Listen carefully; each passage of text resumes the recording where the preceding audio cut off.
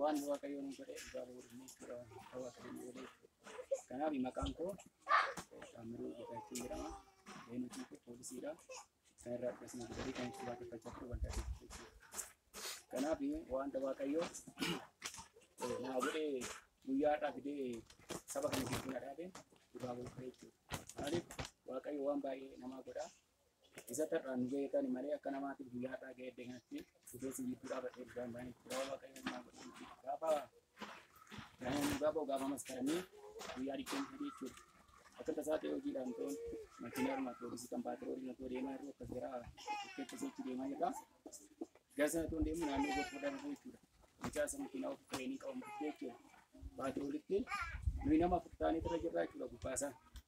Garmalee fiigaa turte yeroo ishiin fiigdu muka daandii irraa baatee jechuudha. Daandii qonna keessa beektu baate kunneen baay'ee hawriin ishii baay'ee fiigaa jechuudha. Gaafa baatu muka guddaatti dhattee buutee muka guddaa sanatti yoo buutu ani yeroo sanatti waan isaa hin beekne yaa waaqayyoo fi akkuma barbaadde nu godhe malee baay'ee kaatee dhaabbachuu hin dandeenyu utaaluu hin dandeenyu yeroo ishiin achirraa dhattee muka sanatti buutu nuuni karaa koo jechuudha mucaan tokko dursee qe'ee anuma achirra jira achi mutti na darbate jechuudha. Saatii sana harki koo asumatti cabee jechuudha. Kashireen mu cabee naannoon garaa koo keessas immoo narimaan kun naan kufu waan nadheen beeku rarraatee makkeedhaan akka saatii sana uffatan dandeenye makiinaa sanarraa rarraatee akka mataatti lafa jettaa nashin dhaabattu akkasitti jirta kotteen keenya fana qalame makiinaa irra sibiila jira laala waa waaqayyoo nama jechuudha. Achiitiin jedhee achis qabeen harka keenya ta'ee mucaan fireenii ani innaa sana waan jedhudha warra kaan waan jedhanii ana bichaa gochaa miidhamee harka kee jala muka geessinee saccalee carqeessinee achirraa sibuunee saatii isaa yeroo mata ambulaansii waamanii gara karaara saalaan bona geessinee jechuudha. Gaafa guyyaa dhibbeen sadii jechuudha. Gaafa sanaan doktoroonni saatii kanatti hin tarsaamne mucaa kana yoo saatii kanatti ijoolleedhaan umriinsaa yoo tarsaamne hin miidhamanii qoricha naa kennaa homaa ta'utti madhimaan keessa isaatu tatarsee dhumee dha. Marimaan kochuudha.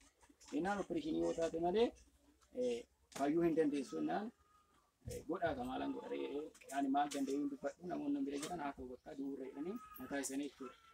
Ta'ee opereeshinii sana ta'ee osoo wallaalee hin beeku achirratumaan taa'aa jiru jechuudha. Opereeshinii ta'ee gaafa guyyaa dhibbeen ture jechuudha. Taa'u haati manaa koo hawwii jedhamti hawwii argannaa isaan ta'e ishiin ani hin beeku isaan raajiin yaada isaafaa duratti waldaa yuutuutti nu gargaaraa turanii jechuudha. Achitti kadhannaa achitti isaan yeroo tajaajilan isaan beektu isaan silkii isaanii fudhattee naa bilbiltee maaloo baay'ee akkas rakkataa jira sagalee nama keessan tokkicha naa kadhadhaa jetteen isaanii jechuudha. Raajii yaada isaati. Innaan isaan ani nan ciisaa ofiin beeku amiin jedhi naan jettu malee silkii fudhattee na qabdee waan hin hin beeku amiin jedhama. Innaan jedhu bakka inni kan koondimtuu wallaaleeru of babbaruu jalqabu. Babbaruu gaafa jalqabu adeemsa keessatti gaafa fayyaa deemu isaan hundi dhufanii otoo asitti naa kadhatanii fayyina guddaan argadha maaluu naa waan kan nama nubbare isaan dhufanii iddeen ciisatti naa kadhachuu qabuun jedhu. Isaanitti naa dawwallaan isaan akkuma raajiin waaqayyoo namoonni baay'ee raajii masaraa deemtu malee hin fayyitatti. Yoo fayyitayyuu achi deemnaan raajiin waaqayyo asitti nama baay'ee nu kaaseedha. Asumatti fayyinni jira waan ta'eef asumatti kan fayyaa isaan manaa waan isaan manaaf kadhatanii hin jiru dhufanii isaanoo waaqota manaa keessatti dhufanii iddeen ciisatti naa kadhatanii jiru. Gaalarii karaaran bochuudha. Aan bochuudha. Ilaala namni anaaf jecha achi bahanii dhufanii kadhannaa waaqayyo waan sana jedhee dhufanii naa kadhatanii ani saatuma sana galgala isaa iyyuu anuu fayyeedha gara na baasamee isa duratti na qabanii na baasanii sitti beekii waan hundumaa na baasee na keessan ofii kun na qarran ga'e na kadhatanii jirra. Dhugaa waaqayyoon sitti maara. Har'a addeen ciisu ani bakka nan baatinaa nan baa waaqayyo na fayyiseedha waan ta'eef ofii kun baaree gaafa jedhan hin kubda naan jedhu. Ijoollee warra na yaalaadhaan jechuudha. Inna itu belum baru, achitin bayi sintu betul rumah kotinan, kain ni na cipse cikin, yaru kuhundung tu sana rakyat itu dah, kasih kerajaan, eka sana kerajaan itu dah, bani cikin kerajaan ini, bayi nama dia berada, buaya saya juga mampu faedah tak best case ni jadi. Mereka dah faedah awak kayu ni.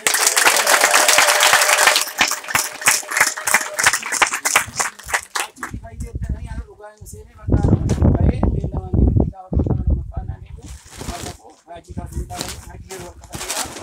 garaan keessa baay'eedha waan ta'eef bakka kana jaalatu jiraannaan deemuun bifa beektaa bakka waaqayyoon fayyisee jedhanii namoonni baay'een jechuudha. Yoon duu dandeessee eegaa kan ta'e maaltu fayyisee jechuudha. Ni baay'ee naati. Ni jiraatte ni namatti dabalamte itti ilaalle iddoo manas keessa deemu jechuudha. Iddaan bahee naannaan uffadhee bahee ala keessa deemu hin garraman foortii ofii kana keessa isaan deemni garraman. Karena waan waaqayyo kana fayyise waan ta'eef namni waaqayyo qabu yoo du'u jedhee karaa waaqayyo naa galateeffatan.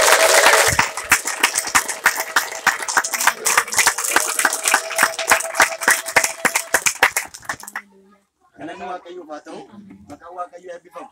Waan sin ajaa'ibu manni yaalaa garaachi cicciree akkamitti maqaa yaada namaatti gaafa laattan garaachi ciccitee deebuu isaa baay'ee ulfaata.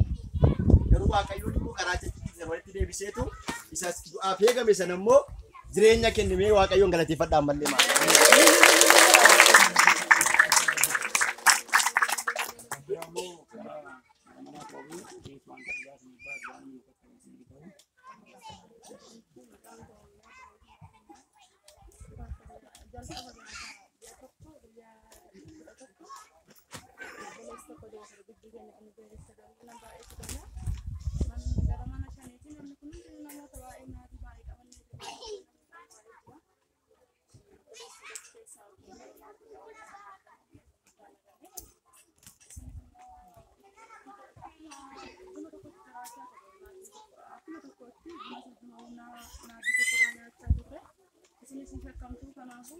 amma qolatan kanatti namatti hin dabalamtan jedhanii guyyaa godhaniif mana keessatti magiddi gallu keessaa akka gadi hin baane na ulfaatanii achuma keessa taa'aa turre bakka baay'ee dhachaan ture mucaasa kana qabadheen jira obboleessi koo baay'ee xiqqoon na bira jira baay'ee dhachaan ture amma dubbanna kan taane itti guddaa fi turre baay'ee bu'aa ture mana xiqqanneessa namatti illee hin dandeenyu bakka baasariyaa isaatti dabaleen nu kadhadhaa maaloo akkas jennee isaan sitteetiin nu kadhatanii waaqayyo kana bichaayyuu fi waan kana akka tasaa kan dhufuu jira osoo galagaleen jiracha waan akka tasaa kan dhufuu jira waan guddaan isayyuu waaqayyo sin dabarsa kana bichaan kanas immoo isa mucichinni qabames immoo waaqayyo obbarsiisuuf malee isa balleessuu miti isinis immoo akka yaa agalaana waan sinirra huubsee dabarsuu qaba waaqayyo homaan taatanii sodaatina nun jedhanii akkuma isaan nun jedhanii warra kunneen ilaallaa jedhanii qoratan jedhanii gidduu keessa guyyaa kudhanii nu tursiisanillee eessa jirtu namni keenya ilaalan jiru ulfaan tokko hin taane qofaan illee nu qabanne fayyinee kunoo fuula keessa dhaabachaa irraa waaqayyo nu galateeffata.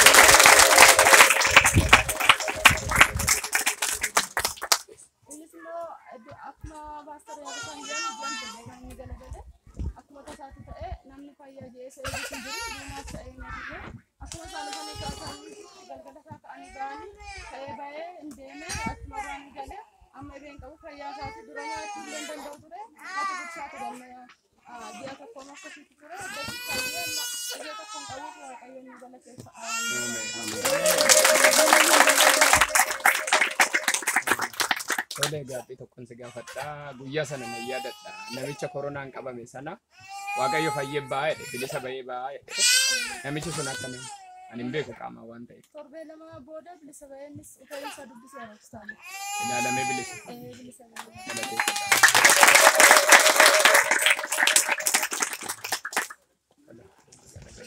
Walumaa qabnee bakka keenya waaqayyoon galateeffannaa isaanii mul'atu.